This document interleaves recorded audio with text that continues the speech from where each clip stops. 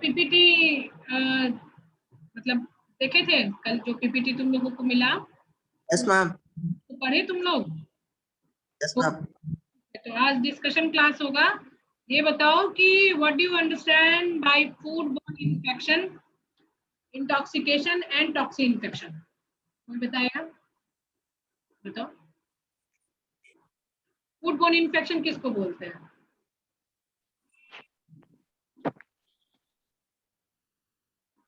बताओ रुपेश।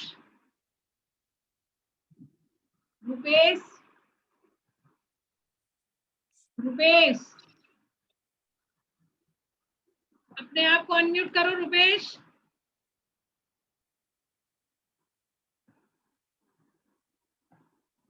हाँ, अब बताओ रुपेश, फूड बोर्न इन्फेक्शन किसको बोलते हैं? पीपीटी पढ़े थे ना कल तो? Food borne infection. Yes ma'am. अब बताओ उसका क्या कैसे कहते हैं? मैम जो हम लोग इंजेक्शन करते हैं माइक्रोब्स का, उससे होता है, जो टॉक्सिन रिलीज करता है, ये सब फिर ग्रोथ करता है हम लोग के बॉडी के अंदर जाकर उससे। डेफिनेशन जब पूछे डेफिनेशन अच्छे से बताया करो ना। When we take live microbes along with food or water, है ना? Then it's go inside our body, invade our tissue, multiply and produce toxin. Okay. Then abnormalities produced by the multiplication of these microorganisms and tissue invasion is known as foodborne infection. है ना? तो definition ढंग से बोलोगे ना, madam ले लेते हैं, ऐसे हो जाता है, ऐसे करके एग्जाम में लड्डू मार्क्स दे देंगे, समझे? दूसरा बोलो, सौरभ कुमार भारती। हंसने की बात है सौरभ। चलो, फूड इंटॉक्सिकेशन किसको बोलते हैं? इसका डेफिनेशन तुम बताओ। इंटॉक्सिकेशन मतलब क्या समझे, बताओ। तुम्हारे आगे स्क्रीन भी है, उसको तुम देख के भी उसको अच्छे से बताओ।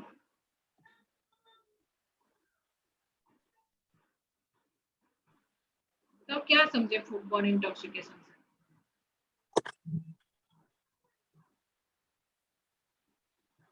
बोलो। मैम पढ़े नहीं थे अच्छे से। क्यों? कल का क्लास अटेंड किए थे? Yes ma'am. तो कल नहीं समझ आया था और तुमको पीपीटी भेज दिया गया था, तो तुमको टाइम नहीं मिला पर देखने का? नहीं देखे मैम, सॉरी। क्यों नहीं देखे? मेरे क्लास में आया करो, प्रिपेयर होके आया करो, ऐसे कोई तो नहीं होगा। मिनट रुको। हाँ, आ रहे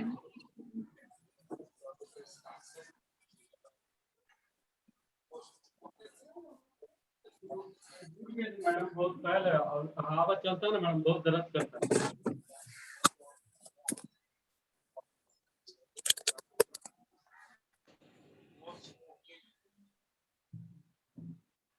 उस समय मैडम खाली हल्दी चूना सब बैठा दिया था बस।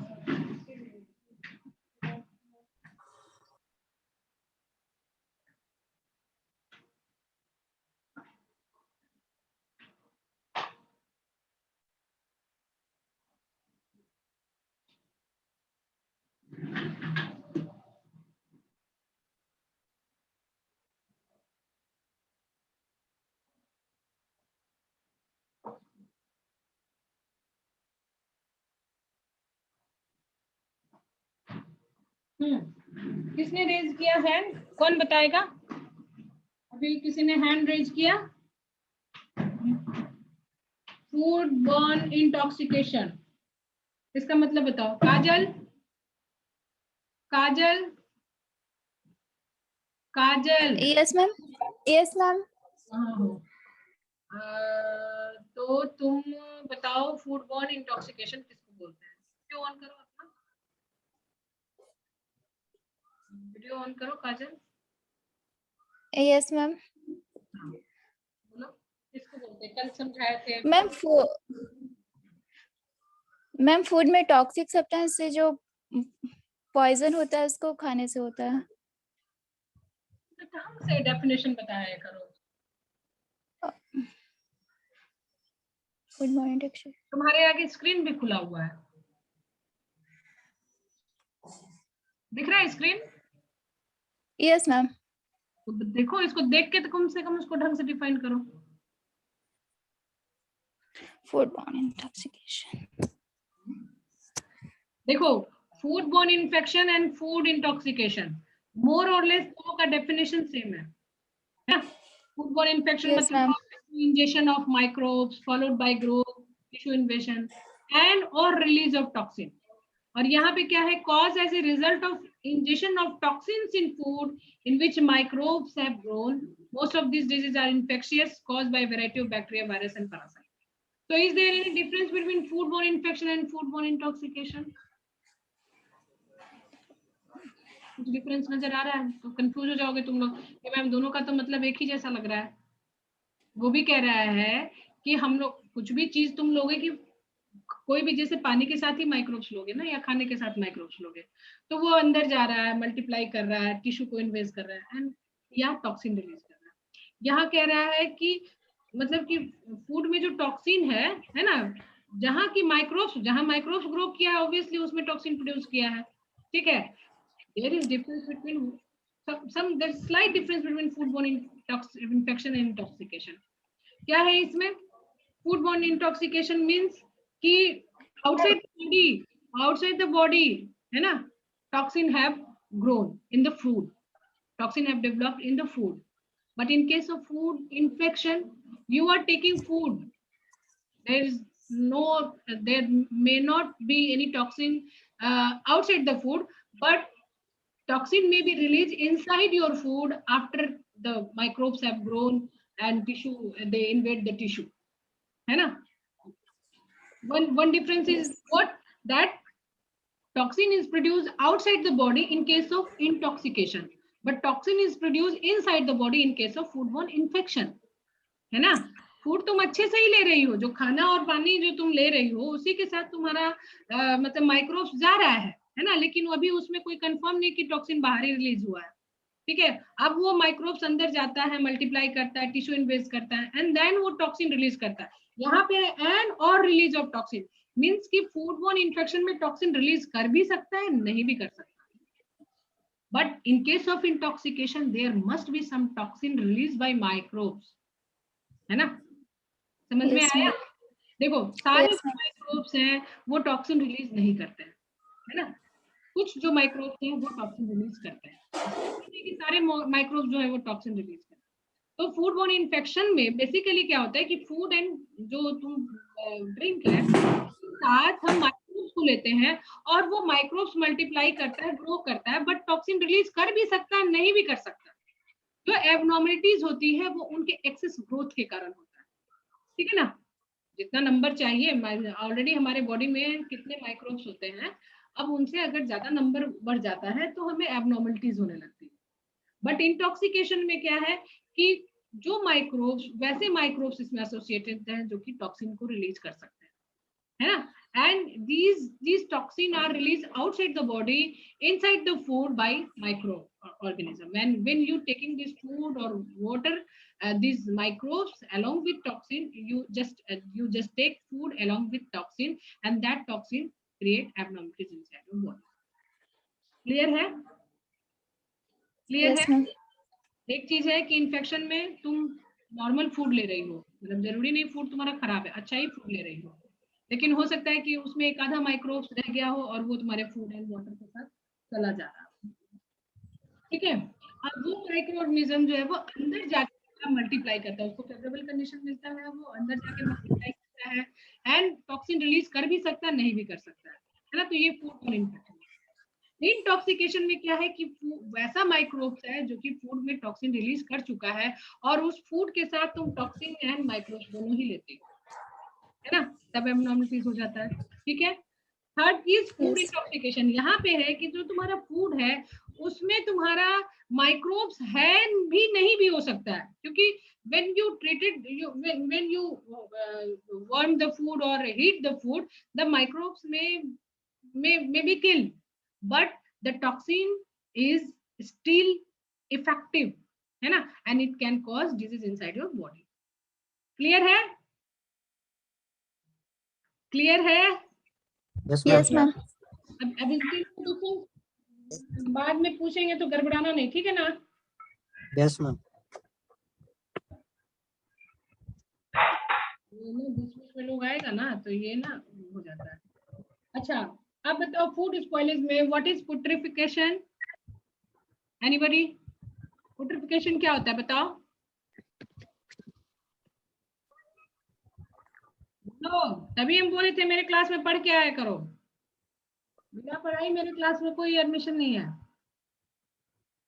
एनीबॉडी? तुम्हारे आगे स्क्रीन खुला है तब भी तुम लोग कुछ नहीं बोलते हो। मैम अगर प्रोटीन प्रेजेंट होगा और माइक्रोऑर्गेनिज्म होगा तो वो यूट्रिफिकेशन उसमें होगा, उसमें amino acid, amines, ammonia, H2S का फॉर्मेशन है। यार ईयरफोन लाए नहीं है ना, दिक्कत नहीं है। आवाज मेरी नहीं सुनाई दे रही है तुम लोगों को? आ रही है मैम। सुनाई दे रही है मैम। मतलब पुट्रिफिकेशन मीन सिंपल मतलब हुआ डिग्रेडेशन ऑफ प्रोटीन, है ना? ठीक है। अच्छा, अमन ने हाथ रेज किया। ओके अमन, हाँ बोलो बोलो अमन।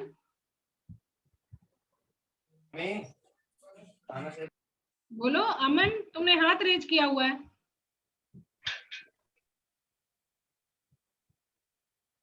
ऐसे शिव कुमार शाह, वेरी शिव कुमार। अरे तुम लोग वीडियो और ऑडियो ऑन करके भाग जाते हो क्या? कहाँ हो शिव?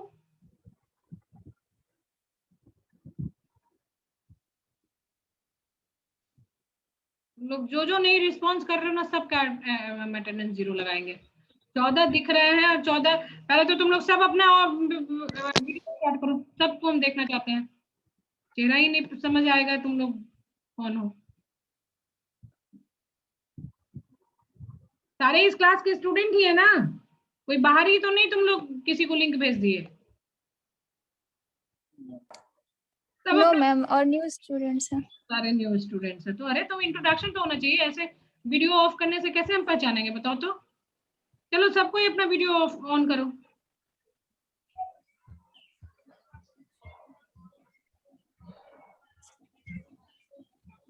ऑन करो सबको ही वीडियो अपना। किसी का शक्ल नहीं दिख रहा है। काजल, अभिषेक, माही, रुपेश, सौरभ, इतने सारे स्टूडेंट हो गए। विशाल, अभिषेक, गैलेक्सी कौन है भाई? मिथिलेश, संजीव, विवेक, अमन, बहुत सारे स्टूडेंट हो गए भाई। सबको हम देखना चाहते हैं पहले तो। Morning ma'am. अभिषेक ओके। तुम कल अमन, तुम लोग कल एडमिशन लिए हो? जो नए नए हैं वो अपना एक डेट बताओ भाई, कौन कौन हो?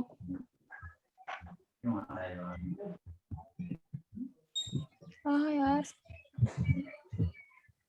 काजल, माही, शिव अपना अपना चेहरा दिखाओ। अमन, शिव कहाँ गया? इसका ये क्या कबर्ड दिख रहा है? शिव कुमार शाह,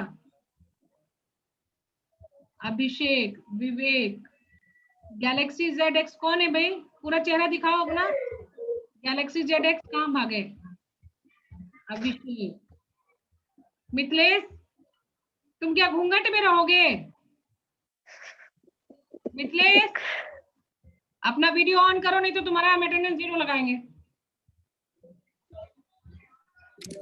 माही, माही कौन है? माही मैम आपने मेरा वो डिसेबल कर हो गया। देखो आप। Good morning ma'am. माही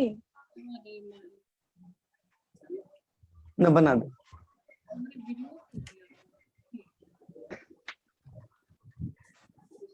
अच्छा ठीक है, तुम लोग कल एडमिशन लिए हो? यस मैम, 3rd को हमारा मॉपअप काउंसलिंग था उससे दिन। ओके अपना अपना इंट्रोडक्शन दो। तुम लोगों ने कहाँ से किया है? कहाँ के हो तुम लोग? पटना के हो या outside Patna? Mahi ma'am I am from Muzaffarpur. I have completed my 12th from here only, 10th also from Prabhat Tara school. Prabhat Tara. In the year? In which year? In 2017. Okay, 2017. 2017 is so long. Why you came so long? were late? Actually, I was prepared. No, miss, I have completed my 10th in Malbatara and 12th from Resonance International School. 2019. हाँ 2019. 2019 में तुमने okay Then I have taken break for IIT. That's why I'm late. completed your IIT examination. Why this? Actually, I had not scored that much percentile to get IIT or NIT. That's why. What is your understanding you are going? Ma'am, actually, your sound is not audible.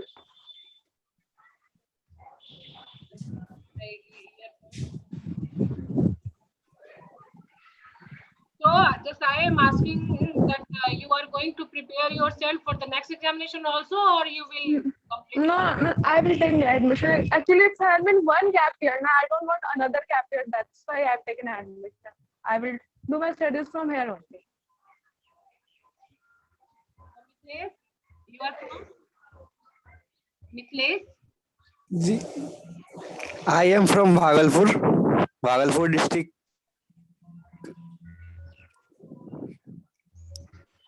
और audio नहीं आ रही ma'am सही से आवाज।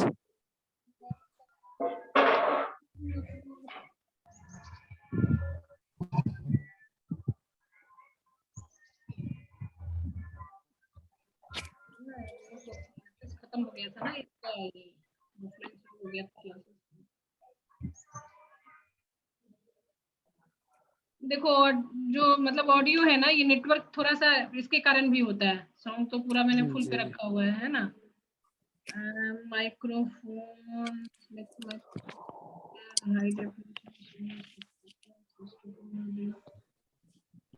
जो setting में सब कुछ सही कर रखा है, बट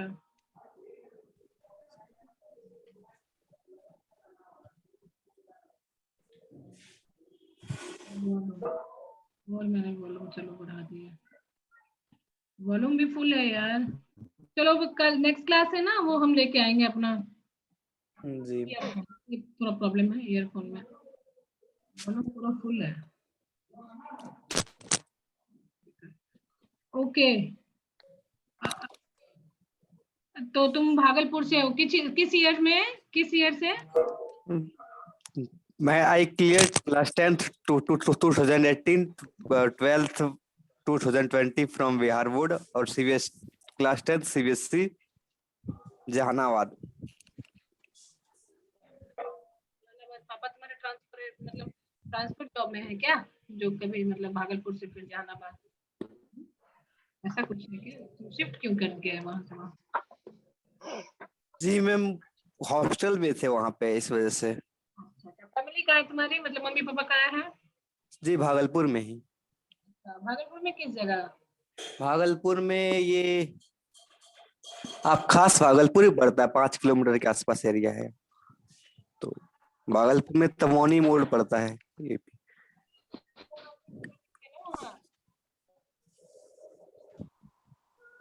हेलो मैम। अभी कौन? अभिषेक? कौन? अभिषेक अनम्यूट करो अपने आप को, पहले तो अनम्यूट करो। Yes ma'am. हाँ, कौन बोला? Raise your hand. अभी कौन बोला? शिव, सौरभ। भाई तो ना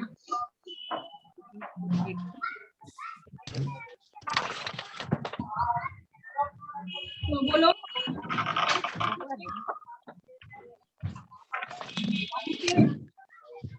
आवाज क्लियर नहीं हो रहा है।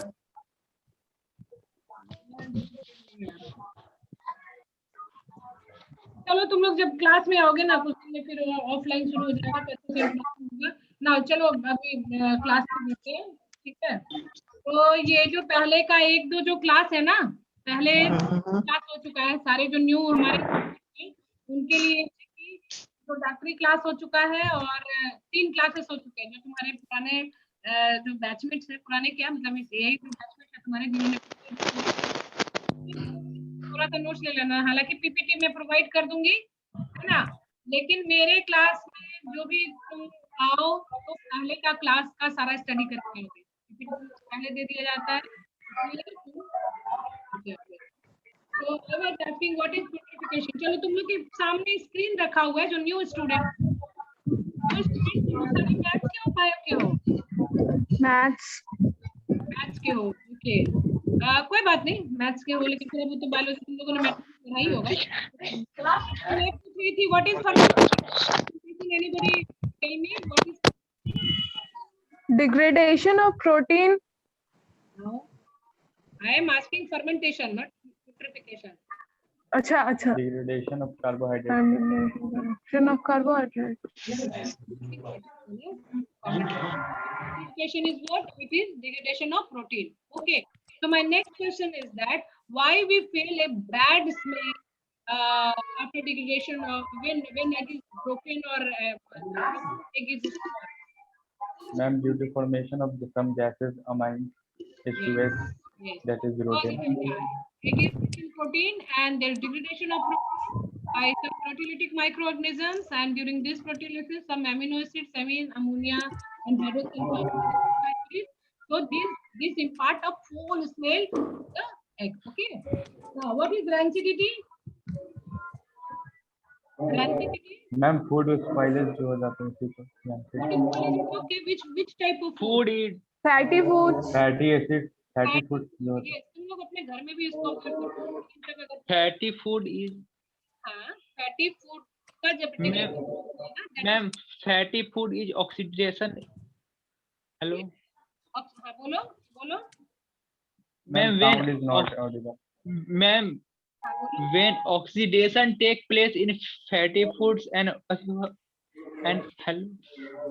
when oxidation is take place in fatty food and oily food then rancidity occur. हाँ, वेरी सही बताया। Yes. या मतलब डिग्रेडेशन ऑफ फैटी और ऑक्सीडेशन ऑफ फैटी फूड में कि हम लोग जो चिप्स खाते हैं ना, लेज और इसमें देखो लेज और जो Yes, का ma'am. चिप्स है, उसमें ऑक्सीजन का उसका जो पैकेट होता है ना, उसमें इनर्ट गैस मतलब होता है, उसमें ऑक्सीजन नहीं होता। Nitrogen. Yes ma'am. Nitrogen. Nitrogen में उसको स्टोर करते हैं, क्योंकि अगर ऑक्सीजन में स्टोर करोगे क्या अगर उसमें पेट वेट हो जाता है तो देखते चिप्स खराब हो जाता है, एक तो वो मुरमुरा सा में स्मेल भी आने लगती है। So that is due to oxidation of that oily substance जिसमें तुमने ट्राई किया है impart a bad taste and smell to the fatty food. Now food preservation, मतलब तुम लोग नए हो और लेकिन टर्म इतना सिंपल है, food preservation means preservation, you everybody know Yes, Yes ma'am. Yes, ma'am. Preserve करने की क्वालिटी को हम लोग प्रिजर्वेशन कहते हैं। Home you just observe preservation technique है ना, तुम लोग जैसे तुम लोगों ने अभी देखा होगा तुम्हारी मम्मियाँ वगैरह जैसे गोभी का मौसम चला जा रहा है तो गोभी को भी सुखाती होंगी, है ना। तो क्या होगा कि तुम लोग मतलब कि गर्मी में इसको तुम लोग खा सकते हो आराम से, क्योंकि गर्मी में तो ऐसे तो अब हर सीजन में हर फूड और हर फ्रूट मिलता है, वेजिटेबल मिलता है, बट वो टेस्ट नहीं आता है। तो हम लोग क्या करते हैं कि उसको ड्राई करके करते हैं। ड्राइनेस से कुछ फूड का जो टेस्ट होता है वो थोड़ा सा चेंज भी हो जाता है ना। सॉल्टिंग वगैरह दिस सॉल्टिंग वगैरह जैसे नींबू का अचार वगैरह, this all are the technique of food preservation, है ना। अचार बनाते हो, पिकलिंग्स वगैरह, ये भी तुम्हारा food preservation. Jam, jelly, this all are the methods of food preservation. And क्या मतलब है, फूड की क्वालिटी, टेस्ट एंड उस सबको उसकी जो वैल्यू है, न्यूट्रिटिव वैल्यू है उसको आवाज आ रही है, मैम आवाज नहीं आ रही। मैम कुछ भी क्लियर नहीं सुना दे रहा मैम। क्लियर आवाज नहीं आ रहा है मैम। क्या करें, तो आवाज तो नेटवर्क के कारण भी थोड़ा सा प्रॉब्लम होगा। और आवाज का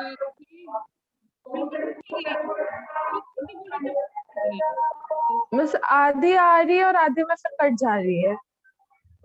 नेटवर्क प्रॉब्लम भी होगा भाई, ये सब। मैम सबको ही अपना अपना ऑडियो ऑन कर दिया है इसीलिए।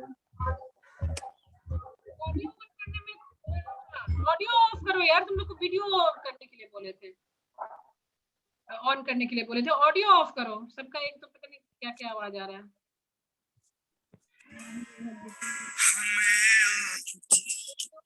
खाना खाना सब लगाएगा। ठीक है, अच्छा आप सुन रहे हैं मेरा आवाज? अब am I audible? Yes yes ma'am. Ma'am. यही यस है, मैम।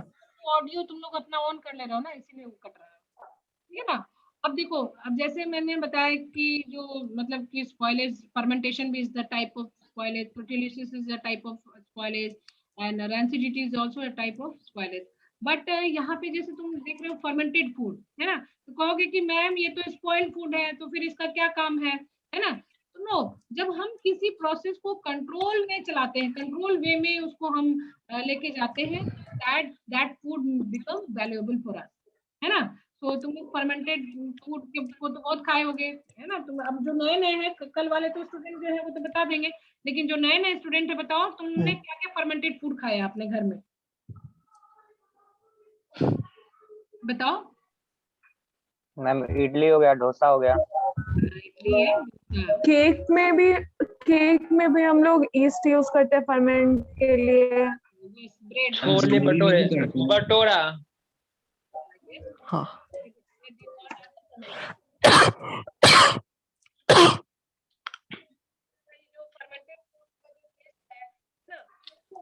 मैम आवाज नहीं आ रही है।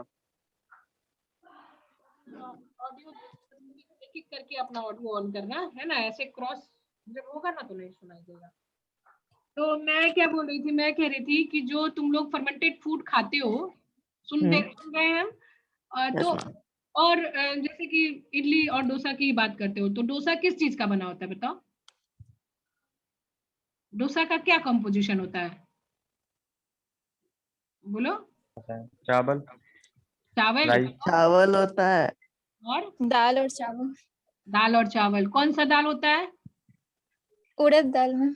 उड़द दाल होता है, ओके, ब्लैक ग्राम। अच्छा, तो अब तुम लोग ये कभी जानने की कोशिश की कि हम लोग उड़द दाल ही डालते तब भी उसमें फर्मेंटेशन होता है? अगर तुम चना दाल डालते हो या कोई मूंग दाल डालते हो तो उसमें नहीं होता है, मतलब फर्मेंटेशन थोड़ा सा कम होता है। देखते हो, अगर हम उड़द दाल डालते हैं, जैसे बड़ा भी बनाते हैं, तो वो ना जल्दी फर्मेंट करता है ना? देखते हो कि नहीं? Yes ma'am. यस। तो क्या होता है ना, उड़द दाल के सरफेस पे कुछ स्पेशल टाइप के माइक्रोब्स होते हैं, और जो तुम्हारा जब चावल के साथ जब तुम मिक्स करते हो तो वो फर्मेंटेशन तुम्हारा उसको इंक्रीज करता है, दैट बिकम फ्लफी। तो चावल और दाल को अलग अलग तुम खाओ और एक तुम डोसा खाओ, दोनों में से टेस्ट किसका ज्यादा अच्छा लगता है? डोसा का। लगता है ना? हाँ। तो अगर मैं पूछूं कि what is the advantage of fermented food, तो तुम लोग कोई एक दो तो बता सकते हो क्या क्या एडवांटेज है, मतलब तुम लोग सोच के न्यूट्रिटिव वैल्यू को बढ़ा देगा मैम। न्यूट्रिटिव वैल्यू को बढ़ा देता है ऑब्वियसली, जब क्योंकि ब्रेक डाउन होता है ना, इसमें कार्बोहाइड्रेट का ब्रेक डाउन होगा, और कार्बोहाइड्रेट का ब्रेक डाउन होता है, कार्बन डाइऑक्साइड रिलीज होता है, तो जो कॉम्प्लेक्स कार्बोहाइड्रेट है वो सिंपलर कार्बोहाइड्रेट में चेंज कर जाते हैं, है ना? तो क्या होता है कि मतलब कि पहले तो तुम्हारा एकदम कॉम्प्लेक्स कार्बोहाइड्रेट था, अब क्या हुआ कि ड्यूरिंग रिलीज कुछ मतलब कि नए प्रोडक्ट भी बनते हैं जो कि न्यूट्रिशनल वैल्यू को बढ़ा देते हैं। ठीक है, तो एक तो पॉइंट हो गया कि न्यूट्रिटिव वैल्यू को बढ़ा देता है। सेकंड बताओ भाई, लाइफ स्पैन बढ़ा देता है मैम। क्या बढ़ा देता है? मैम एडिबिलिटी को बढ़ाता है। एडिबिलिटी बढ़ाता है, यस, यानी कि ऑर्गेनोलेप्टिक, यानी कि टेस्ट बढ़ाता है ना? एडिबिलिटी Yes, ma'am. तुम्हारे खाने की यस कैपेसिटी मैम। बढ़ाता है, तो खाने की कैपेसिटी को तभी बढ़ाएगा ना जब तुमको टेस्ट अच्छा लगेगा। तो टेस्ट अच्छा का मतलब कि ऑर्गेनोलेप्टिक, है ना? ये देखो यहाँ पे है yes ma'am. Organoleptic substance, right? तो वो टेस्ट बढ़ा देता है। और कोई तीसरा कुछ सोचो। मैम वॉल्यूम को इंक्रीज कर देता है। वॉल्यूम को इंक्रीज कर देता है, हाँ, वॉल्यूम को इंक्रीज तो कर देता है, क्योंकि भाई तुम ग्रिंड करते हो, उसको ग्राइंड करते हो, फिर उसमें से फर्मेंटेशन भी होता है, तो वो दिखता है, फ्लफी सा दिखता है। वॉल्यूम को इंक्रीज करने से तुम्हारा क्या फायदा होता है बताओ? मैम बोलो। मैम केक में यूज होता है तो उसका वॉल्यूम जब केक छोटा रहेगा तो उसको। ठीक है, चलो, दैट में बी वन पॉइंट हो सकता है ना? वॉल्यूम भी इंक्रीज कर देता है, न्यूट्रिटिव वैल्यू को बढ़ा देता है, तुम्हारा एडिबिलिटी बढ़ा देता है, प्लस डाइजेस्टिबिलिटी भी बढ़ा देता है ना? यस These are the, मतलब ये सारे जो है, अगर तुमको दिया जाए what is fermented food, fermented food का तुम्हें डेफिनेशन लिख दोगे, है ना? कि it is fermentation is the process of degradation of carbohydrate and the food prepared by this technology, this method is known as a fermented food. And अगर तुमसे पूछा गया उसी में अगर क्वेश्चन पढ़ा दिया गया कि what are the advantages of fermented food, तो तुम लोग आराम से लिख लोगे, है ना, एग्जांपल दे के लिख दोगे कि भाई example some example of fermented food are like idli, dosa, sambar वगैरह वगैरह, है ना, और इसके जो तुम्हारे Yes, ma'am. पॉइंट्स तुम अपने आप खुद से कर सकते हो। These are the some of example of dairy, जो तुम अब डेयरी टेक्नोलॉजी में आओ तो कुछ डेयरी के प्रोडक्ट्स भी तुम्हें जानने होंगे। दही तुम्हारा सबसे जो बेस्ट है, जो एक एग्जांपल है फर्मेंटेड फूड का, दही है ना। और मैम ये भी तो हो सकता है ना कि वो कॉम्प्लेक्स फूड को स्टोर देते हैं तो हमारे बॉडी को कम उसको मतलब डाइजेस्ट करने में।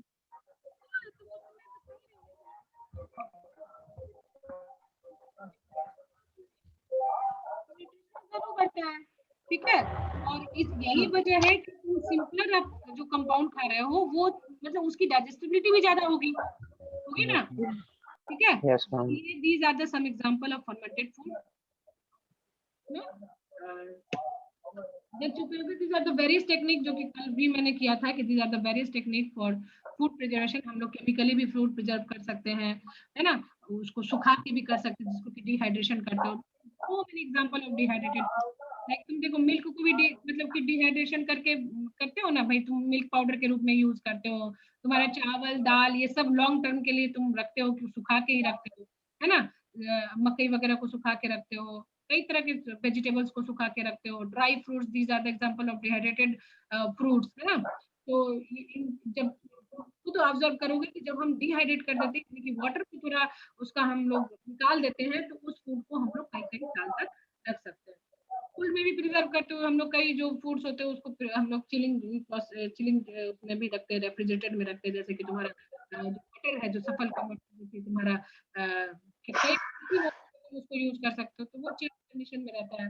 इसी तरह थर्मल पास्चुराइजेशन, मिल्क वगैरह को तुम पास्चुराइज करते हो। तो बहुत सारे जो तुम्हारे कैन फूड है, जो कि केन में आते हैं, है ना, जो कि प्रिपेयर्ड फूड होते हैं, उनको हम लोग थर्मल प्रोसेस के थ्रू उसको प्रिजर्व करते हैं। तो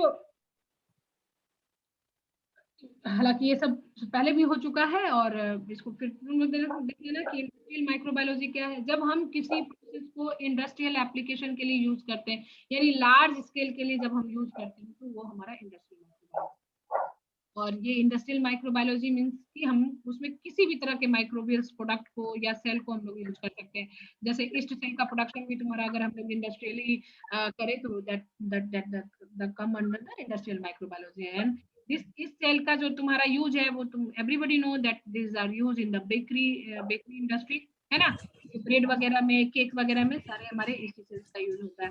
बायो कन्वर्जन मतलब कि एक सब्सटेंस से दूसरे सब्सटेंस में चेंज करने की जो प्रोसेस होता है, उसको लोग बायो कन्वर्जन कहते हैं।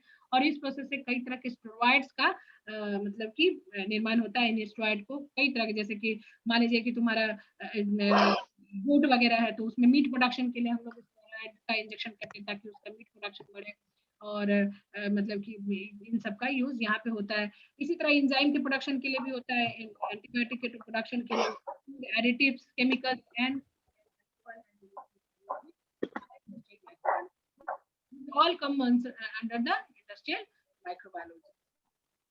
अब ये मैंने कल बताया था, जो हमारे प्रीवियस स्टूडेंट है, कल वाले जो स्टूडेंट है ना, कल काजल थी ना, काजल, हेलो काजल। यस मैम, यस मैम थे। बताओ what is difference between upstream processing and downstream processing? Upstream processing, कल मैंने अच्छे से समझाया था।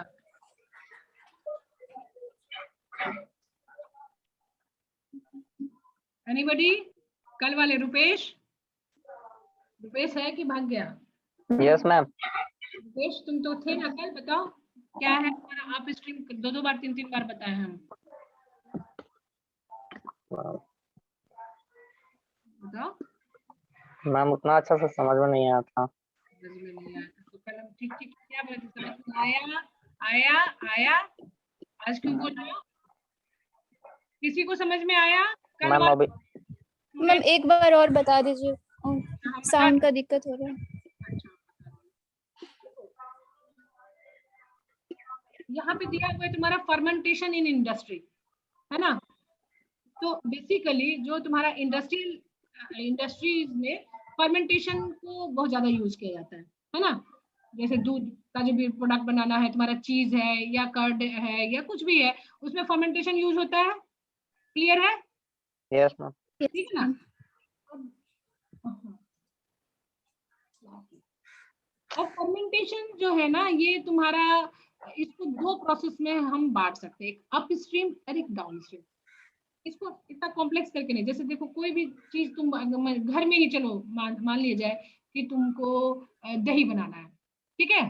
तो तुमने क्या किया, दही के लिए तुमने एक पॉट लिया, ये ना, एक समझ लो कि एक तुमने बर्तन लिया। Yes ma'am. उसमें तुमने दूध डाला, गरम किया। गरम करने के बाद तुमने क्या किया, उसमें तुमने माइक्रो ऑर्गेनिज्म डाला। माइक्रो दही जब डालते हो तो तुम एक उसमें थोड़ा सा दही का, पहले जो प्रीवियस तुम्हारा दही रहता है वो थोड़ा सा डालते हो, है ना, है ना। Yes ma'am. Yes ma'am. उसको इनोकुलम बोला जाता है, मतलब उसमें माइक्रो ऑर्गेनिज्म होता है ना, ठीक है। Yes ma'am. तो दही का जब एग्जांपल देखो, तो फर्मेंटेशन का रॉ मटेरियल क्या है यहाँ पे तुमने यूज किया दही के लिए? दूध। दूध यूज किया, बैक्टीरिया। यस रॉ मटेरियल दूध यूज किया, ठीक है ना। Yes ma'am. हाँ, अब उस दूध में तुमने क्या किया, माइक्रो ऑर्गेनिज्म को डाला, है ना। माइक्रो ऑर्गेनिज्म को तुमने जामन के रूप में डाला, ठीक है। Yes ma'am. Yes ma'am. अब उसको तुमने रात भर छोड़ दिया, फर्मेंटेशन हो गया, उसमें दही जम गया, यस मैम। ठीक है ना। Yes ma'am. राइट। Yes. अब देखो वो Yes, अब ma'am. तो तुम घर में इसको क्या करते हो भाई, सीधा जो फ्रेश दही होता है वो खा लेते हो, ठीक है। लेकिन अगर तुमको अब उसको स्टोर करके तुमको कहीं पे भेजना हो, है, तो तुम क्या उस पॉट में एज सच उसको तुम ट्रांसपोर्ट कर सकते हो? No ma'am. No ma'am. नहीं कर सकते हो, खराब हो नहीं कर सकते हो, क्योंकि एक तो तुमने जो उसमें दही डाला हुआ है, उसके साथ जो माइक्रो ऑर्गेनिज्म तुमने डाला हुआ है, वो माइक्रो ऑर्गेनिज्म मल्टीप्लाई करता चला जाएगा और दही जो है तुम्हारा खट्टा होता चला जाएगा, खराब हो जाएगा फिर। खराब हो जाएगा। तुम उसको ज्यादा दिन, मतलब कि उसको तुम 2 कदम भी ज्यादा उसको ट्रांसपोर्ट नहीं कर सकते, है ना। तो अब बात आ गई इंडस्ट्री की, भाई इंडस्ट्री में तो हमको बाजार में भेजना है, कंज्यूमर्स के पास भेजना है ना। तो उसका अब हमें प्रोसेसिंग करना पड़ेगा, है ना। जब प्रोडक्ट बन जाए उस प्रोसेस तक को हम लोग कहते हैं प्रोसेसिंग।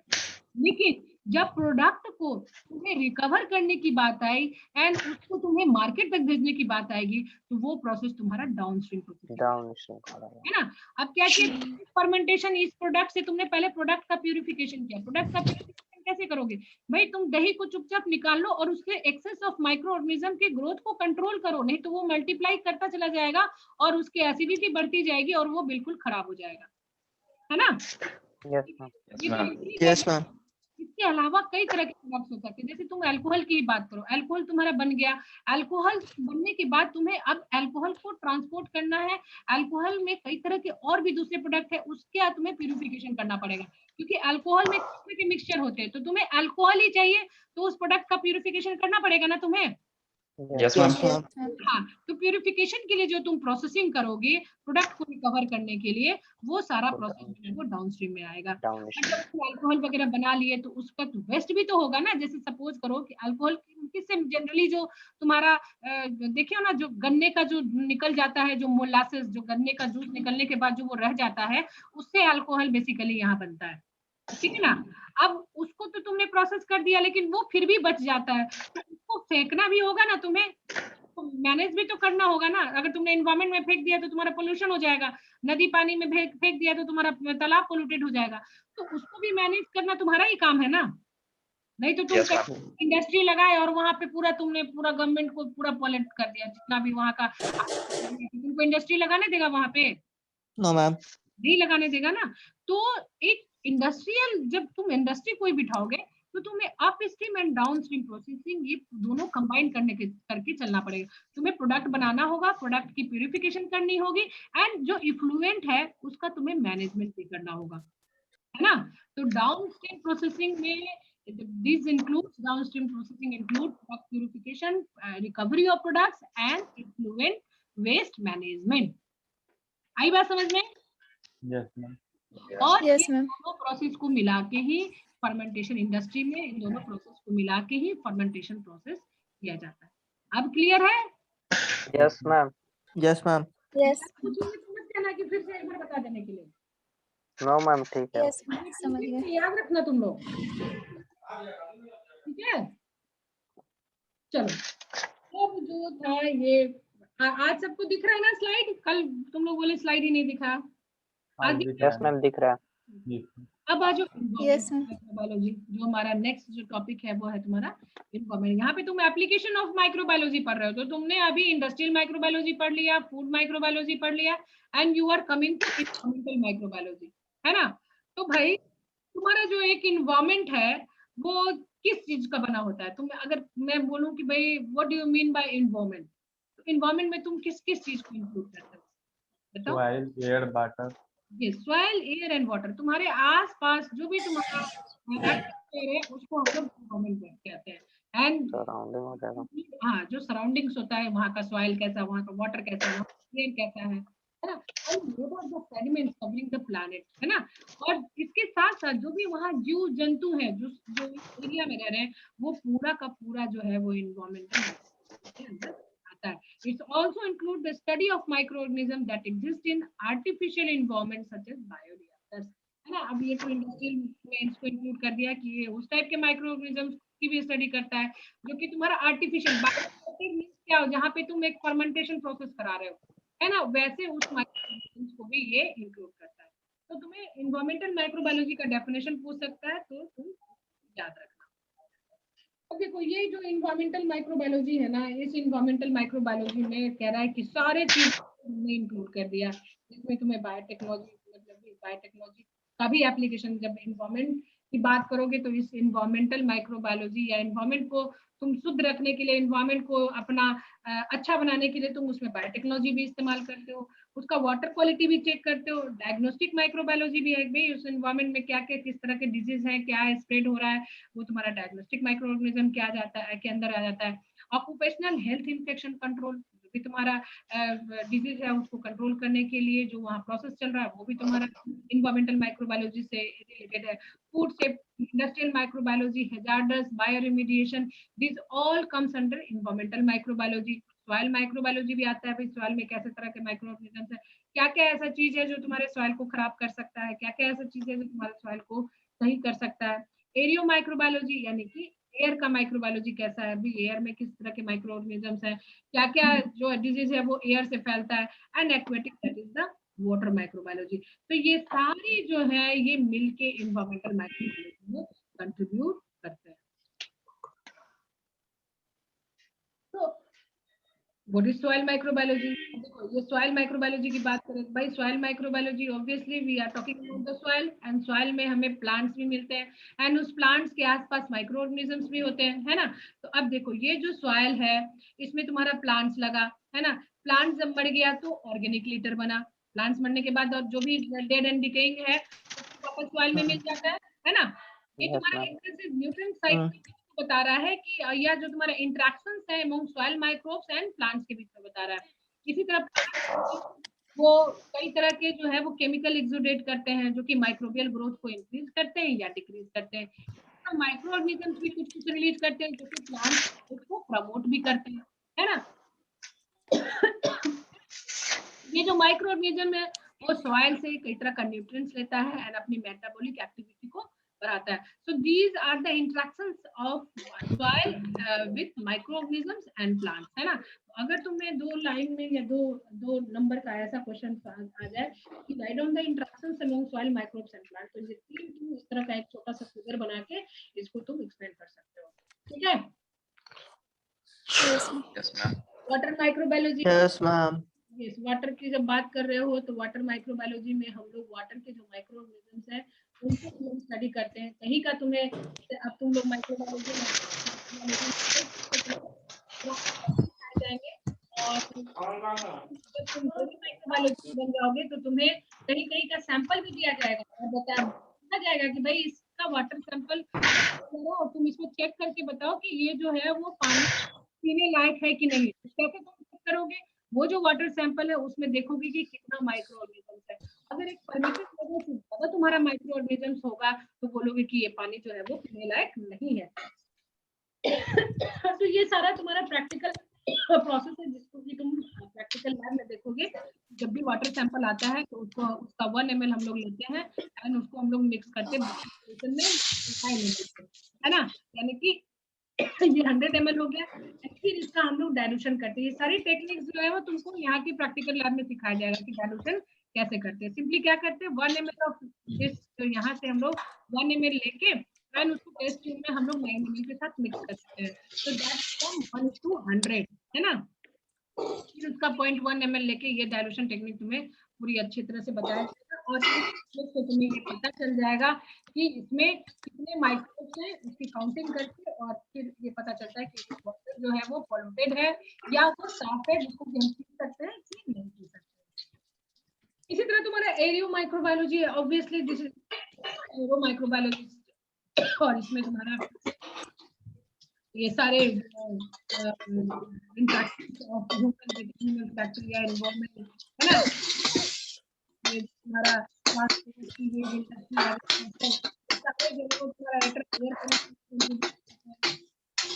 कितना आवाज कर रहे हो तुम लोग?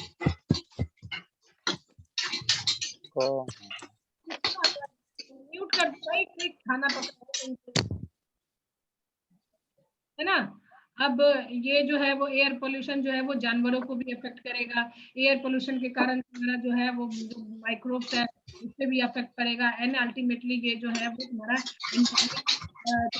प्रदूषित होगा और जिससे कि तुम्हारा ह्यूमन पे भी वो असर डालेगा। तो these are all about the application of microorganisms, application of microbiology। ठीक है ना।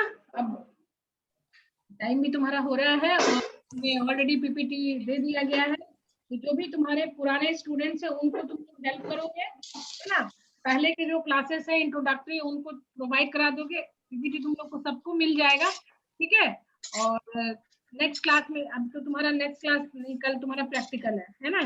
तो प्रैक्टिकल का कुछ टेक्निक हम बताने की कोशिश करेंगे, तुमको भेजेंगे जो कि लैब में किया गया है उसको यहाँ का कुछ टेक्निक। अदरवाइज जब तुम लोग आओगे यहाँ पे क्लास में तो तुम्हें प्रैक्टिकल ठीक है। स्क्रीनशॉट लिया आपकी अटेंडेंस का,